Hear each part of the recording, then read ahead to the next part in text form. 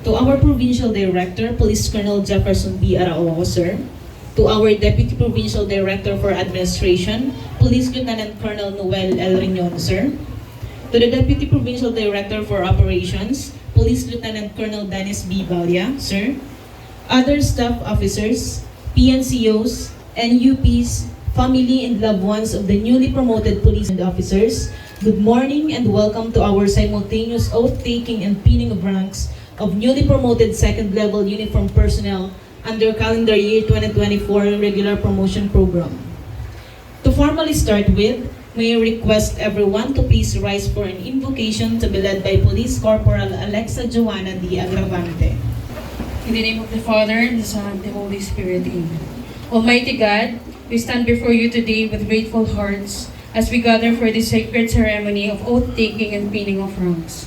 We acknowledge your divine presence in our journey, guiding us wisdom, strength, and unwavering faith as we fulfill our duty to serve and protect. Lord, we lift up to you the men and women of the Philippine National Police who are being promoted today. Their new ranks are not only symbols of their dedications, hard work, and sacrifice, but also reminders of the greater responsibility entrusted to them. May they continue to uphold the ideals of integrity, professionalism, and service above self. We also pray for their families, whose unwavering support and sacrifices have helped them reach this milestone. May their love and encouragement continue to inspire them in their noble profession. Bless our leaders that they may continue to guide this institution with righteousness and fairness, fostering unity and discipline among those who wear their badge. Lord, as we move forward in our duties, may we always seek your guidance and protection. Keep us steadfast in our commitment to serve with honor, loyalty, and integrity. May we always be worthy of trust bestowed upon us as guardians of peace and protectors of the people. All this we ask in your mighty name. Amen. In the name of the Father, and of the Son, and of the Holy Spirit. Amen. To our Deputy Provincial Director for Administration, to formally start with, may I request everyone to please rise for an invocation. And to give us the welcome remarks, may I request the DPDA. May we call on the Chief Warmo for presentation and reading of promotion orders. Republic of the Philippines, National Police Commission, Philippine National Police, Police Regional Office 5, Masbate Police Provincial Office, Camp Colonel Bonisaran, Masbate City. Regular promotion. Pursuant to PRO 5 Special Orders number PRO 5-SO-PR-2025-144 and 145 dated February 1, 2025, Chief Master Sergeant Samuel Antonio Nunez Abad, 153-366 and 19 others are promoted to the rank of Police Executive Master Sergeant in permanent status effective January 31, 2025. By command of Police Brigadier General Dizon, Official Alvin R. Consolacion, Police Colonel, Chief of Regional Staff. Signed, Nelvin M. Rico Hermoso, Police Colonel, Chief Regional Personnel and Records Management Division. Pursuant to PRO 5 Special Orders number PRO 5-SO-PR-2025-157 and 158, dated February 1, 2025, Police Senior Master Sergeant Lorilyn Anyumevo Aban, 153745 and 16 others are promoted to the rank of Police Chief Master Sergeant in permanent status effective January 31, 2025. By command of Police Brigadier General Dizon, Official Alvin R. Consolacion, Police Colonel, Chief of Regional Staff. Okay.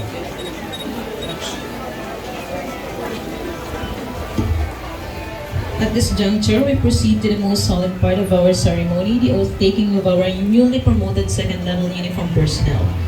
We would like to request our Provincial Director, Police Colonel Arao, to administer the swearing of oath of office of our newly promoted police non-commissioned officers.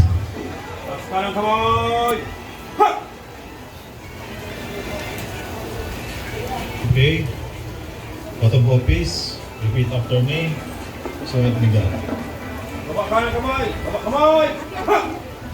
To give us the welcome remarks, may I request the Deputy Provincial Director for Administration, Police Lieutenant Colonel Noel L. Riñon. Sir.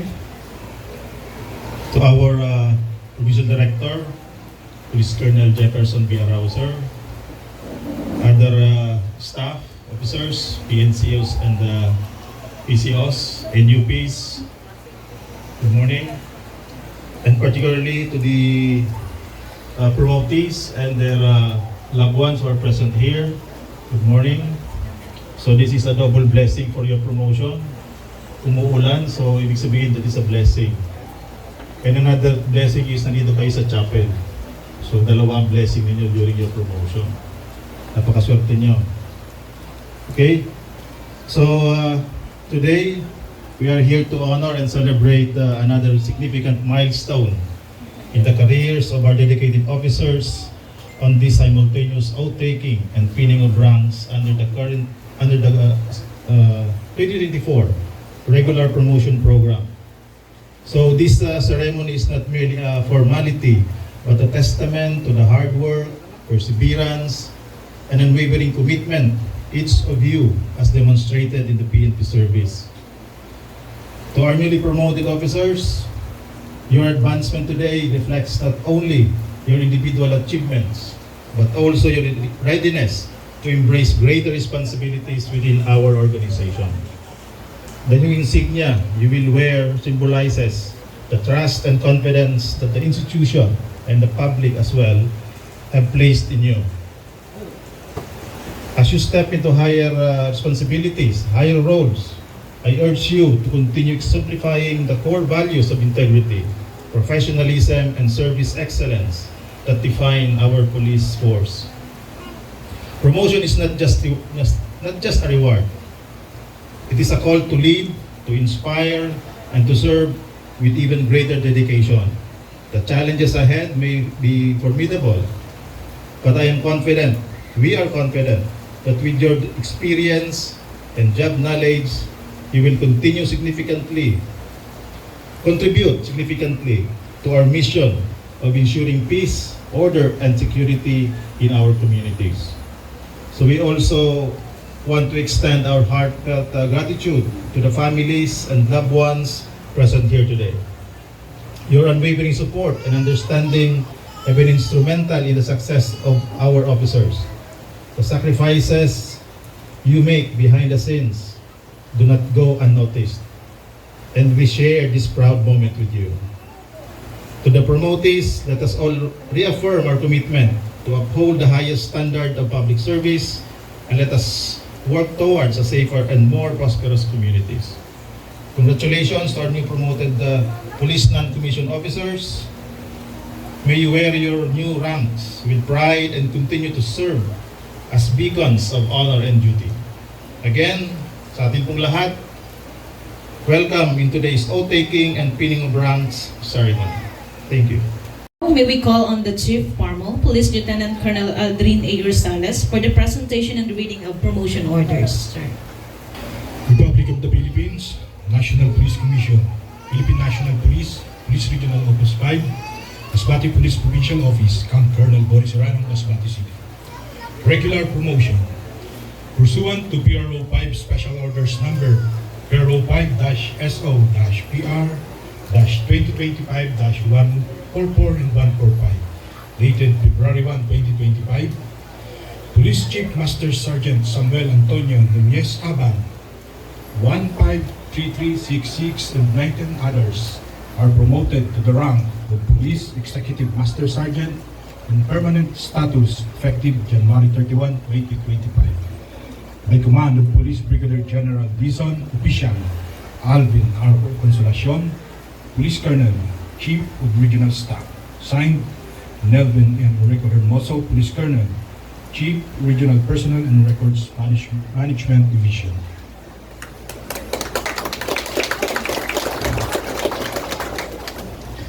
Pursuant to PRO 5 Special Orders Number PRO 5-SO-PR-2025-157 and 158, dated February 1, 2025, Police Senior Master Sergeant Loreline Añonuevo Aban, 153745, and 16 others are promoted to the rank of Police Chief Master Sergeant and permanent status effective January 31, 2025. By command of Police Brigadier General Dizon, official Alvin R. Consolacion, Police Colonel, Chief of Regional Staff. Signed, Nelvin M. Hermoso, Police Colonel, Chief Regional Personnel and Records Management Division.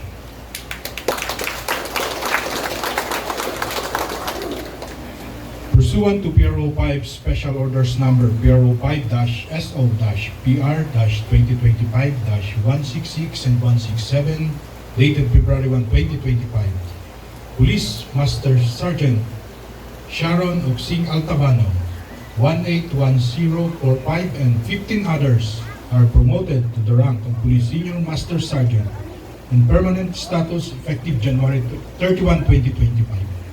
By command of Police Brigadier General Dizon, official Alvin R. Consolacion, Police Colonel, Chief of Regional Staff. Signed, Nelvin M. Hermoso, Police Colonel, Chief Regional Personnel and Records Management Division.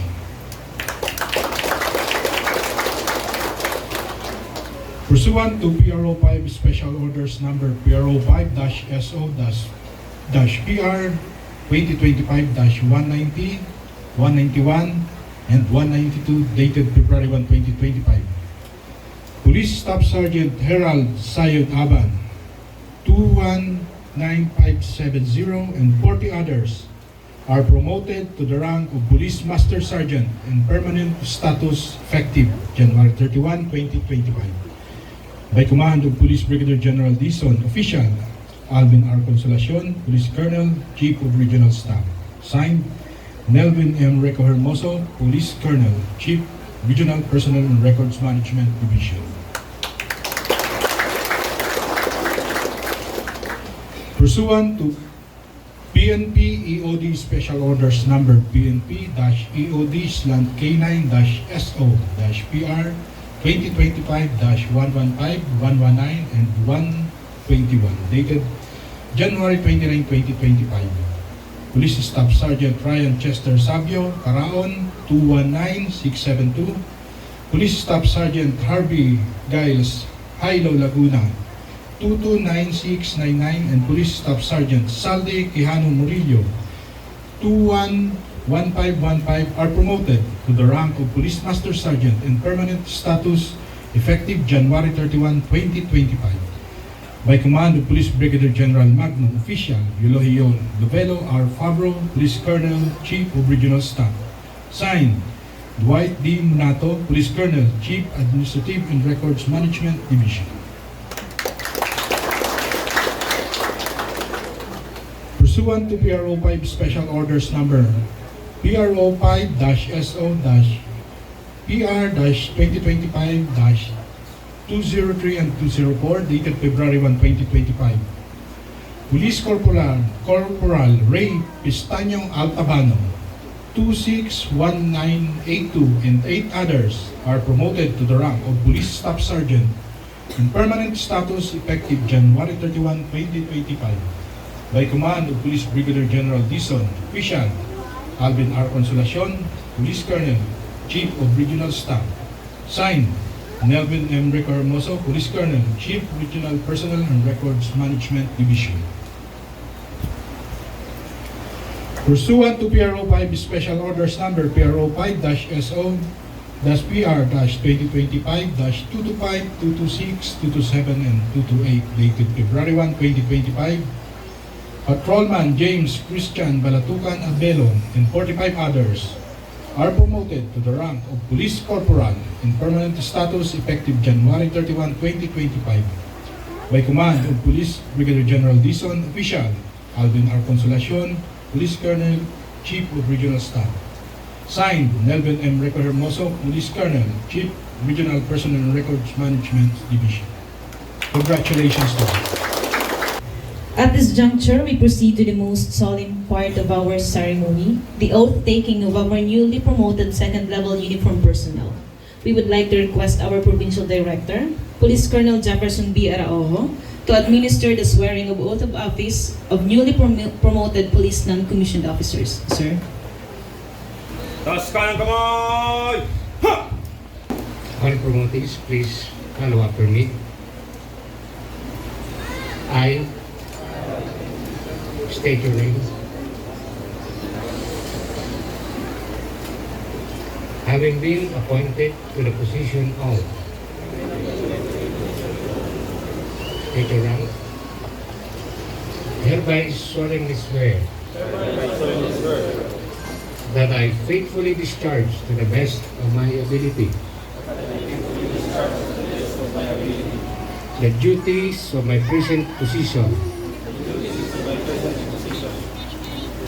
and of all others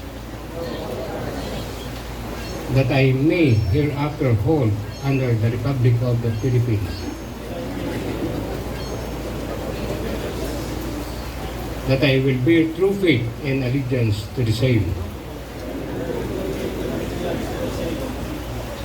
that I will obey the laws, legal orders, and decrees promulgated by the duly constituted authorities of the Republic of the Philippines, and that I impose this obligation upon myself voluntarily, without mental reservation or purpose of evasion.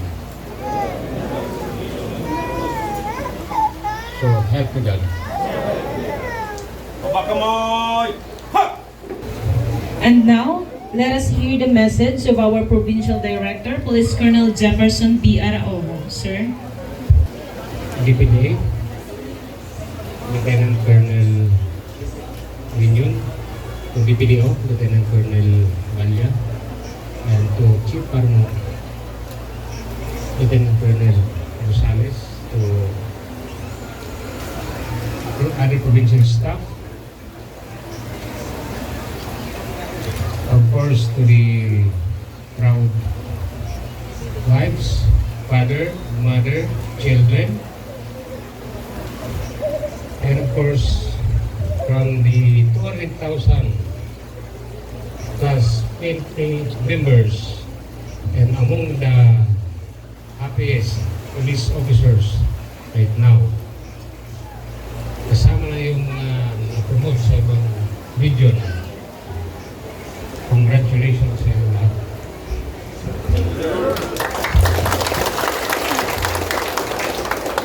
And if you will remember, yung time na nag-a-apply pa lang tayo, pare-parehas lang naman tayo halos, wearing white t-shirt,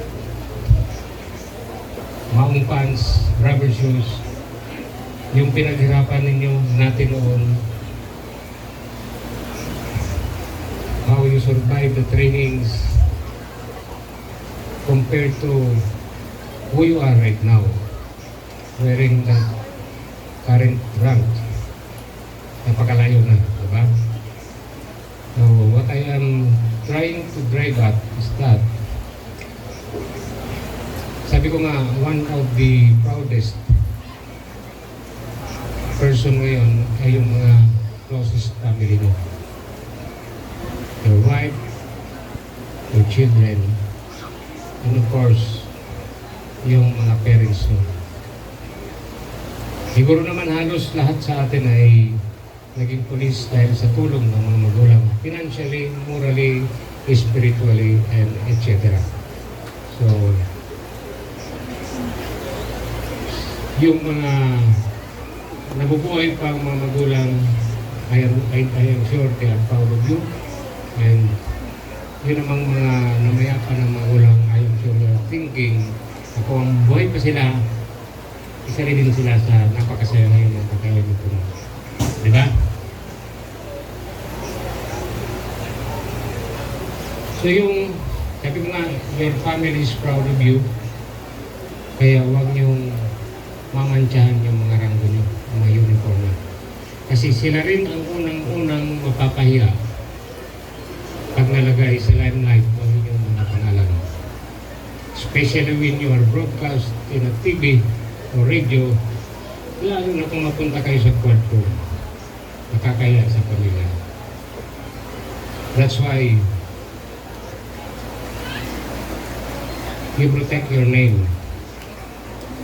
Huwag gagawa ng masama.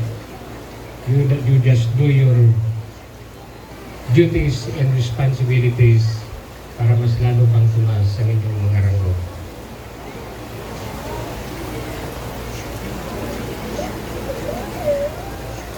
Not all of us has planned this, di ba? Yung iba, during the interview, sinabi, gusto ko magsilbi sa bayan. But in reality, in some of us, or maybe many of us, the truth is, we only just wanted a job, a stable job. Di ba? Hindi natin hiningi kung ano pa man basta trabaho. But on your part, look, natin tumuna sa harapan. Meron na tayong star.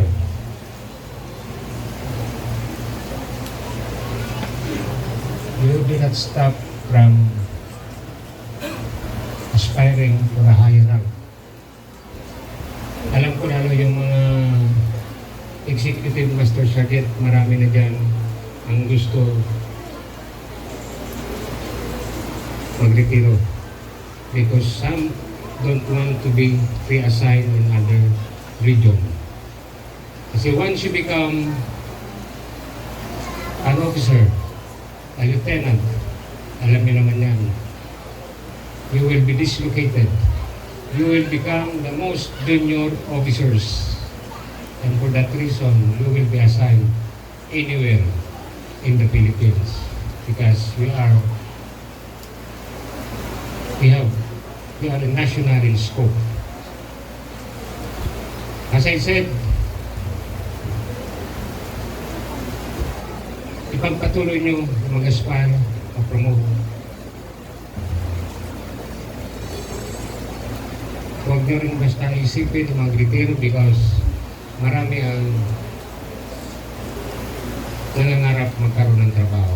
I know that you are a police officer, you are in a position, paginayangan nyo yung servisyo nyo.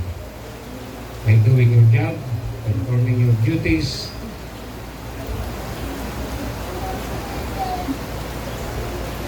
ang ating regional director, tatlo lang naman ang hiningi sa ating mga kapupulisan. To be approachable. Ibig sabihin, kahit sino pa man yan, kahit anong lahi, maging kalakaibigan ka. Be friendly. Presentable. Wear your uniform properly. Huwag niyong babastusin ang inyong uniforme. Always be net. At ipakita sa tao na kagalang-galang tayo. And be dependable.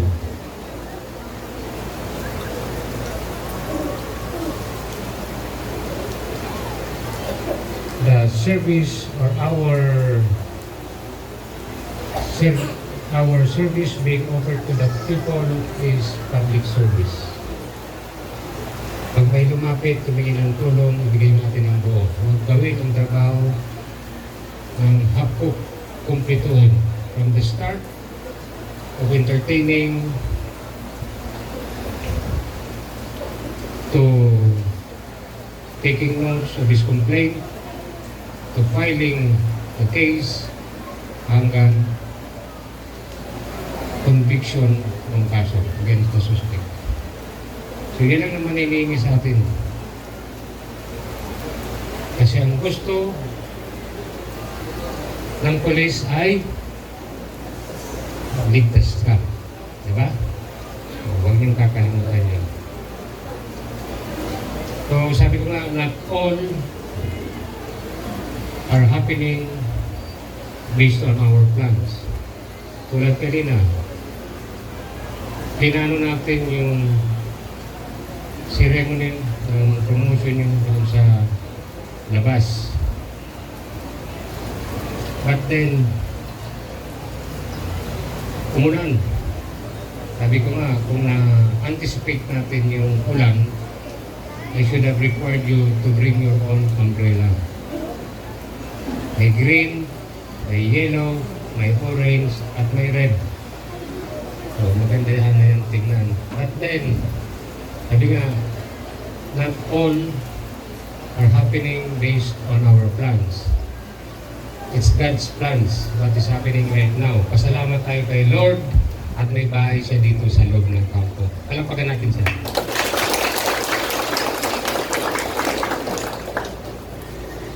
Kaya pagpasalamat natin sa Diyos ang lahat ng ating mga natatanggap na biyaya. Kay Ma'am Kitty, hindi kita napansin kagad. So, thank you very much.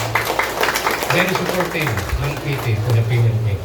So, once again, yung mga pamilya, yung mga na-promote, mga bisita, at sa lahat, nating lahat,